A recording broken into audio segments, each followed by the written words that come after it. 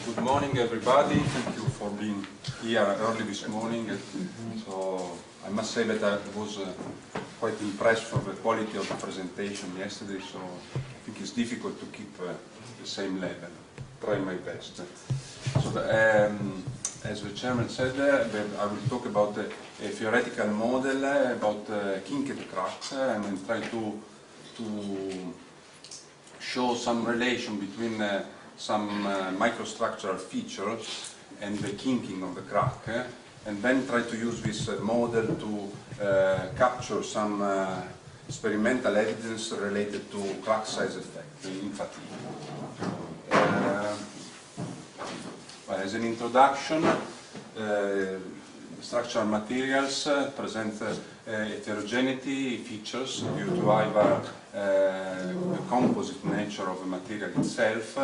So if we are dealing, for instance, with civil engineering materials like concrete, like materials, we have the cement paste with aggregates having different sizes in the matrix.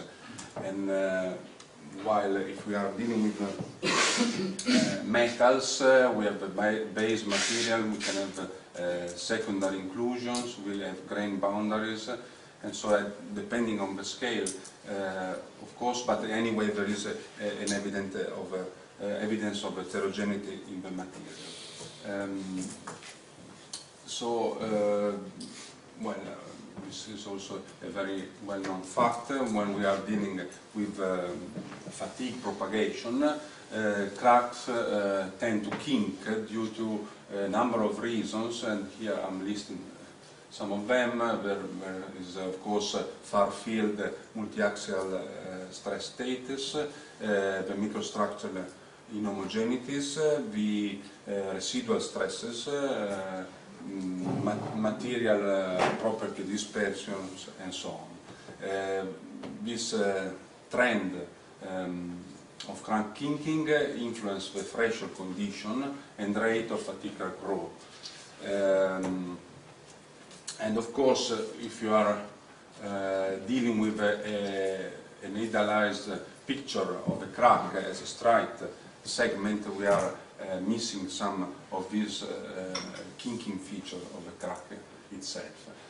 So moving to a kinked crack model is like moving towards the more realistic description of the crack morphology. There are in the literature some theoretical models dealing with kinked cracks. For instance, I want to mention this work in the 1980s of Suresh, where there are proposed some quantitative relations between the crack growth rate and the degree of kinking in the crack path. So what I want to present here is to extend this kinked crack model with in particular focusing on the relation between the kinking of the crack and microstress field. So the basic idea of the model that I'm going to present is the following. I try to summarize the material microstructural features in a self-balanced microstress field. This microstress field has a length scale, which I call D, which is related to the characteristic material length. So in this way, the stress tensor is a self-balanced, describe a self-balanced microstress field. The assumption that I made is that this microstress tensor is a function of the x-coordinate, which is the crack lengthwise coordinate.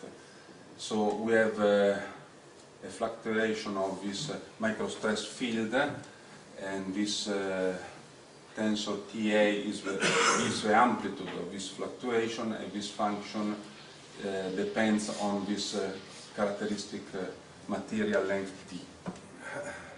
And the other assumption is that in discrete waves, let's say, the crack kinks at each microstress reversal. So we have a crack path like this.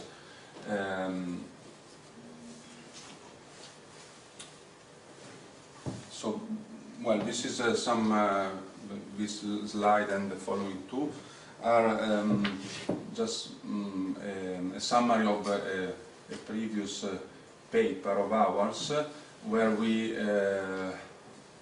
try to describe a microstress field depending on the elastic solution related to a two-phase material where there is a inclusion, which is material 2, and the matrix material 1. So considering the case of a normal vertical stress, the elastic solution gives the stress in the matrix here around the inclusion, and of course this stress components depends on the coefficients k, x and ky, which are a function of elastic constants of the base material and the inclusion. So I recall that this solution, well, here when you go to multiple inclusions, you use the previous elastic solution and you use the superposition principle to get the stress components in a generic point of the matrix. So here we are the combination of the solution for each single inclusion. Of course, this is valid if you don't consider any interaction between inclusions. So here is a case of a regular pattern of the inclusion distribution in the matrix, where D and H are the spacing of the inclusions. And I wanted to mention this previous work to show that, well, here maybe it's not very clear, but anyway, that using this elastic solution, you can plot, you can see that the stress components have a periodic distribution. So in these four plots we have the distribution of the stress components along different paths. So these black dots are the position of the inclusions, and this ratio gives the different path, horizontal path along which we are plotting the stress components. So in all these cases we have this local fluctuation of stress components, and in particular we have, even if the remote stress is uniaxial, we have shear stress components which is fluctuating and which is characterized by a length, a periodicity related to the inclusion spacing. So now moving to the model, here I'm considering well, first kinking in the crack. So I use this expression for the stress intensity factors, and this little k's are the local shifts related to inclined crack length. And these little k's are expressed through this coefficient, A as a function of the stress intensity factor related to the projected crack length, which is 2L in length. And this coefficient depends on the inclination angle of the deflected segment and on variation between this length B and A. This is related to this solution of Kitagawa et al. Now, if we are considering a range of this length ratio B over A, let's say about higher than 0.3, the coefficients tend to approximately correspond to those of a slant crack. And these are the expressions which depend now only on the slant angle of the crack. We published a paper on dealing also with this aspect, and here, for instance, we have some results of a singly kinked crack, and we can see that there is a reasonably good correlation between the FEM results and the approximate solution, considering this slant crack in yellow. So basically, the local sieves at the crack tip can be approximated with those of this slant crack, as long as the ratio B over A is higher than about 0.3. So I use this result in the present model, and so when we have a kinked crack and we are at the general segment, inclined segment, I consider the local sieves for the inclined segment corresponding to this slant crack.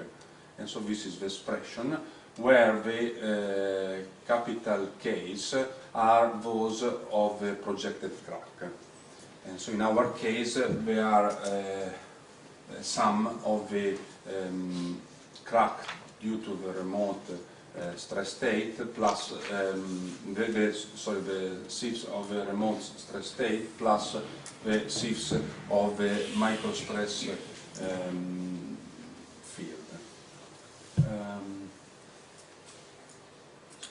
So now the previous expression can be used for any crack configuration where the geometry parameter of the crack configuration goes in the capital case. Now here I'm considering the simplest case of an infinite plate with a central crack, and of course these are the capital K's related to the remote stress. Now here is the more relevant part, and now I'm working out the capital K's related to this self-balanced microstress. I'm considering here the shear component and the vertical normal stress component, and I consider this cosine periodic function, which is periodic with respect to the length d of the material. So these are the fluctuation of the two non-zero microstress components, and so using so we have the crack propagating in this microstress field, and so we can work out the stress intensity factors related to this stress field, and giving the cosine function that I use for expressing this fluctuation,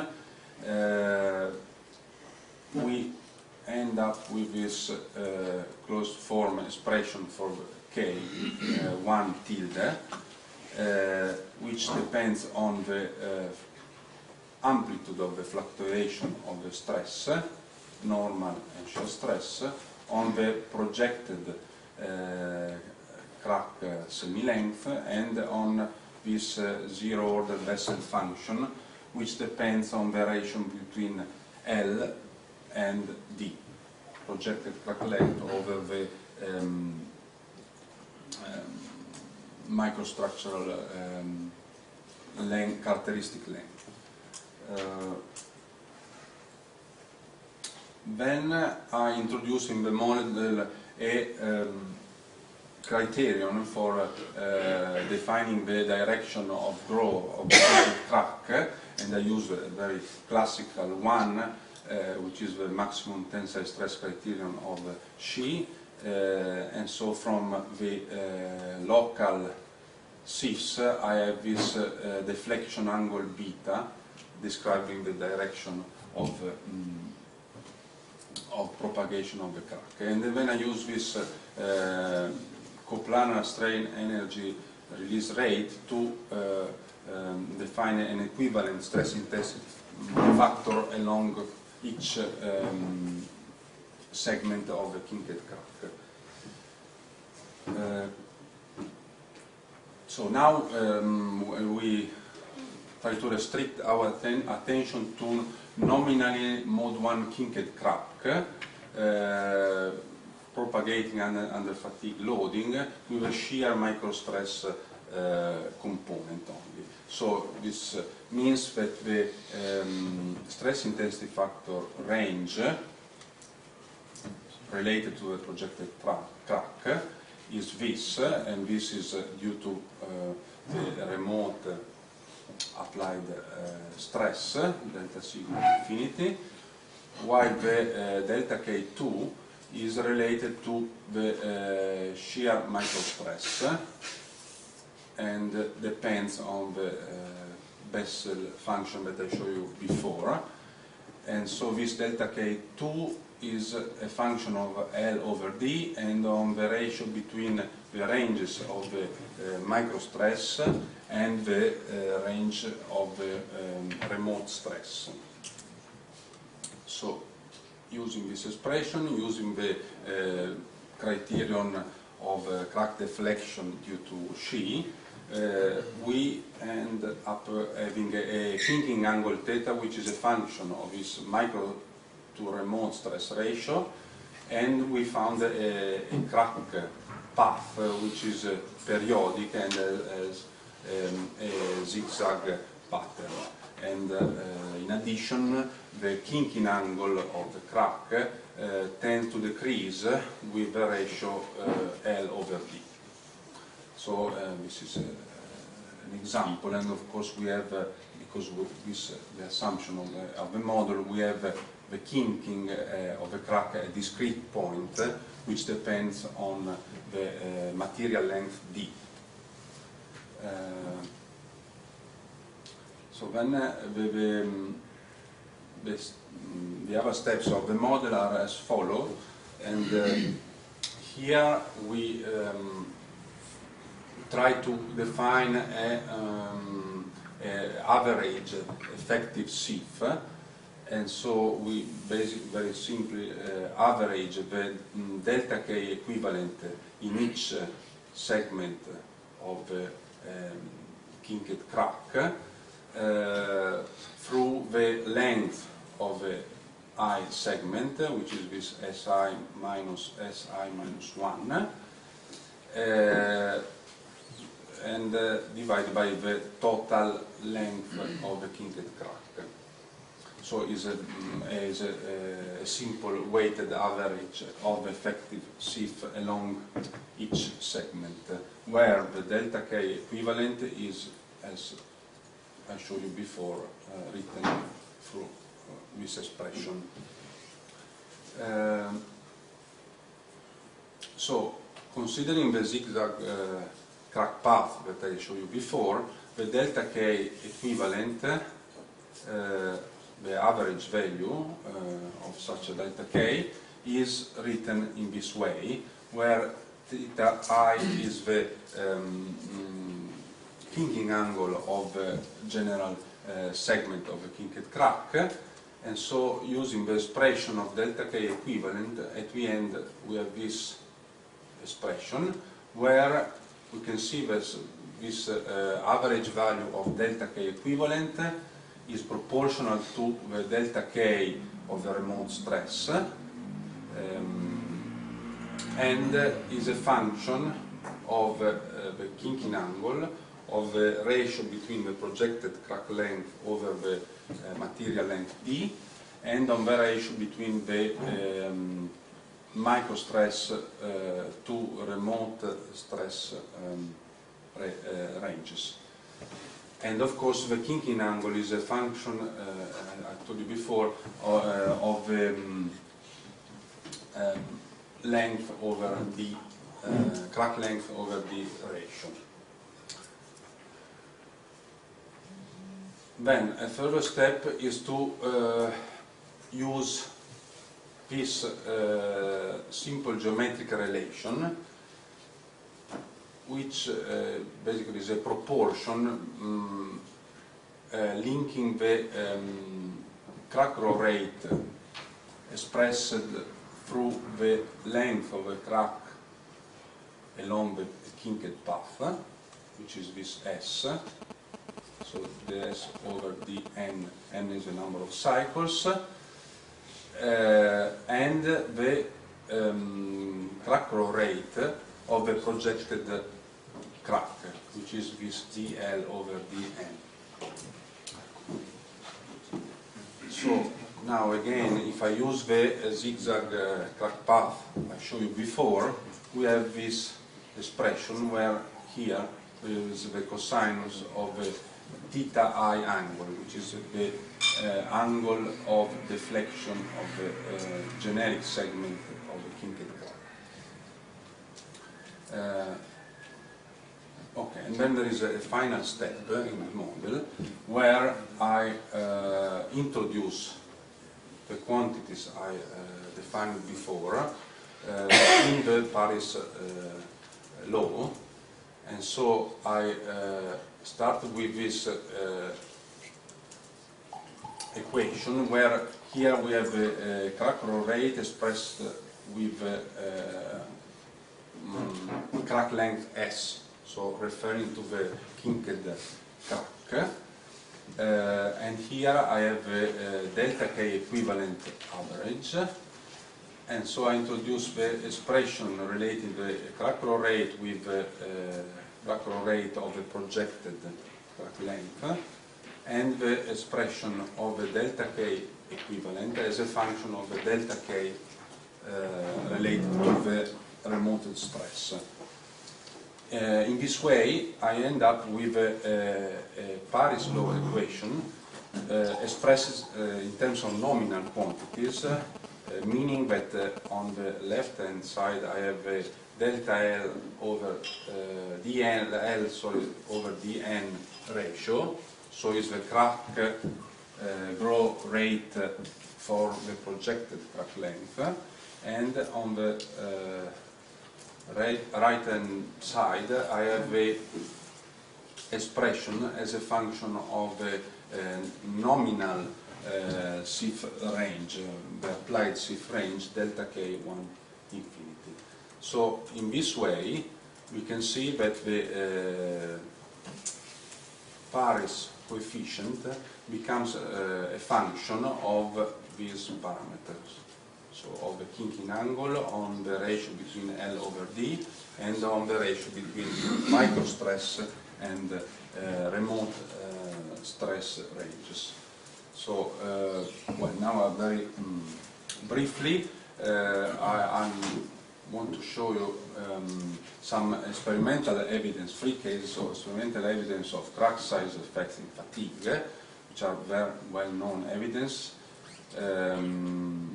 Well, I'm trying to apply this model to these experimental findings, just to see if the model has the capability of capturing the experimental trends. So it's only a preliminary comparison, and I'm not trying to make any prediction tool of experimental results, just a first step to see if our assumption can somehow follow the experimental trends.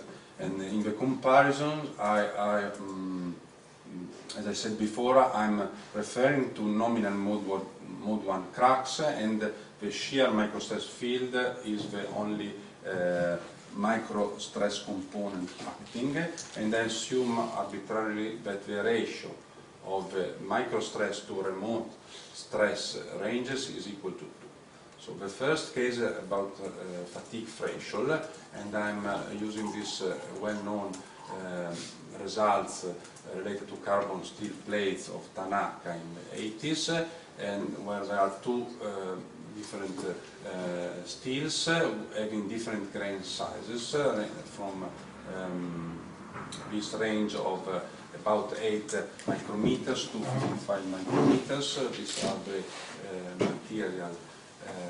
relevant material parameters, and the crack length ranges from 6 to 1.3 to 6 micrometers to 1.3 millimeters. And these are the experimental results in terms of threshold stress intensity range for the two materials. So in our theoretical model, I assume the D parameter equal to the grain size, and these are the results. Of course, well, there is no, by no means an excellent prediction, but at least there is the trend of the experimental results is followed by our model, where this theoretical curve is described by this function, and so we can see that of course the curve depends on the parameters that I mentioned before. And here on the x-axis I'm plotting the normalized projected crank length L over D. Well, the second case, which is actually not in the paper, but I try to also present this additional case, is related to short crack fatigue row. This experiments by Miller and co-workers, and this carbon steel, and these are the short fatigue crack row. So here the characteristic material length is this D, which is the average per liter to per liter distance of 50 micrometers, and these are the sum of experimental results, these dots and this theoretical curve, which is described by this expression. So again, the comparison, well, there are some evidence of not excellent, let's say, comparison, but of course what I want to show is to see a first step and to see if the model can predict the trend of having an increasing crack growth rate when we go to very small crack length. So when this ratio L over D gets to smaller and smaller. Then there is a final comparison, which is related to more civil engineering materials, and is about concrete. And these are some experiments of Bajant and co-workers from Northwestern University. They refer to normal strength and high strength concrete.